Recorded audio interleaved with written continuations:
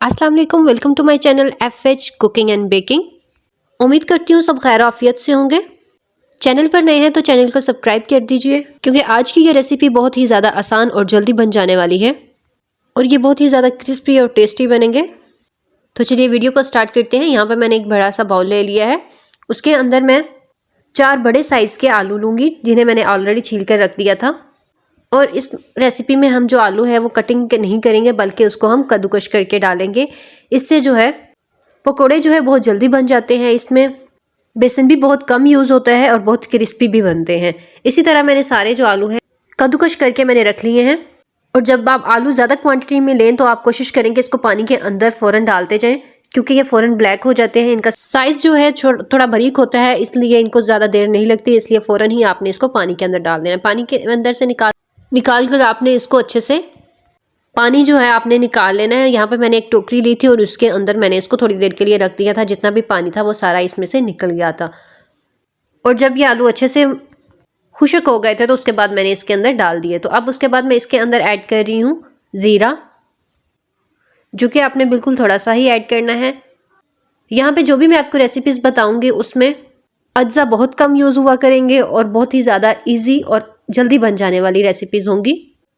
उसके बाद मैंने एक प्याज लिया है, जिसको मैंने बारीक लंबे साइज़ में ही काटा है। जिस तरह के मैंने आलू कद्दूकश किए थे उसी साइज़ में मैंने इसको बनाया है। उसके बाद मैंने इसके अंदर ऐड किया है वो 1 कटोरी बेसन की, और इसके अंदर मैं ऐड करूँगी 4 बारीक कटी हुई सब्ज़ मिर्चें। और बेसन लेते हुए आपने इस बात का ख्याल रखना है कि बेसन बिल्कुल फ्रेश हो। उसके बाद मैं इसमें ऐड कर रही हूँ 1 कटोरी पालक की, जिसको काट के मैंने अच्छे से वॉश करके रख दिया था और उसका पानी मैंने निकाल लिया था।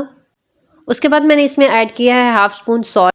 यहाँ पे मेरे पास मोटे वाला सॉल्ट था, इसलिए मैंने इसको हाफ स्पून लिया है। और अगर आपके पास बारीक हो तो आप उसके मुताबिक आप ज़्यादा ऐड कर सकते हैं। उसके बाद मैंने इसके अंदर ऐड की है हाफ स्पून रेड चिली। और उसके बाद मैं इसके अंदर ऐड करूँगी 1 चम्मच साबुत खुश्क धनिया। उसके बाद मैं इसको अच्छे से मिक्स कर लूँगी। यहाँ पे मैं पानी ऐड नहीं करी, क्योंकि मेरी पालक भी अच्छे से वॉश थी, उसमें थोड़ा सा बहुत पानी रह गया था। और उसके बाद आलू जो है वो भी पानी छोड़ते हैं। उसके बाद जो है जब हम इसके अंदर सॉल्ट ऐड करते हैं तो आलू के अंदर फ़ौरन से पानी निकलना स्टार्ट हो जाता है। तो इसलिए इसमें पानी बिल्कुल भी ऐड नहीं होगा।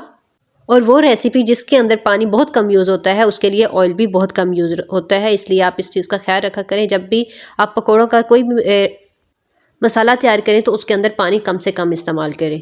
इससे जो है आपकी घी की बहुत ही ज़्यादा बचत हो जाती है।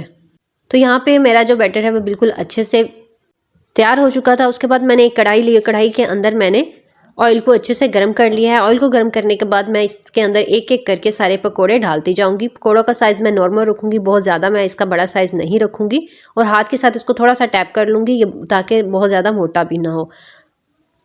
और यहाँ पर आपने फ्लेम को मीडियम ही रखना है, इसको बिल्कुल हाई फ्लेम पे कुक नहीं करना। और अगर आपके पास रमज़ान में टाइम कम हो और आप डिशेस ज़्यादा बनानी हो तो उसके लिए आप इसको हाफ़ कुक कर लें। कुक करने के बाद इसको आप फ्रीज़ कर लें। और जब आपने इसको इफ्तार के लिए तैयार करना हो तो इन्हीं पकौड़ों के साइज़ थोड़े छोटे रख लें। छोटे करने के बाद इसको दोबारा फ्राई कर लें। तो इस तरह जो है आपका टाइम भी बच जाता है और ऑलरेडी सारी चीज़ें आपकी रेडी हो जाती हैं और आपके पास इफ्तार के टाइम पे गर्मा गर्म दोबारा पकौड़े रेडी हो जाते हैं। तो यहाँ पे जो है हमारे आधे पकौड़े जो हैं अच्छे से फ्राई हो चुके हैं। आपने इनका कलर बहुत ज़्यादा डार्क नहीं करना, लाइट सा आपने इसका कलर रखना है। और अब यहाँ पे क्योंकि हमने जो आलू का साइज़ है वो बिल्कुल अच्छे से रखा था, बहुत ही ज़्यादा बारीक था, तो इसलिए इसको ज़्यादा कुक करने की ज़रूरत नहीं होती। ये बहुत ही ज़्यादा अच्छे से जल्दी गल जाते हैं। इसलिए इस तरीके से कद्दूकश किए हुए आलू जो हैं आपका टाइम बहुत ज़्यादा अच्छे से बचा देता है और आप कम टाइम में बहुत ज़्यादा पकौड़े तैयार करके रख सकते हैं।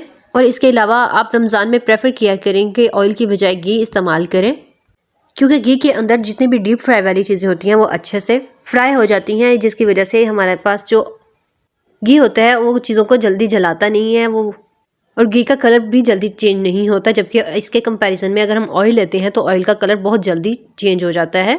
तो यहाँ पे हमारे पकौड़े जो अच्छे से रेडी हो चुके हैं।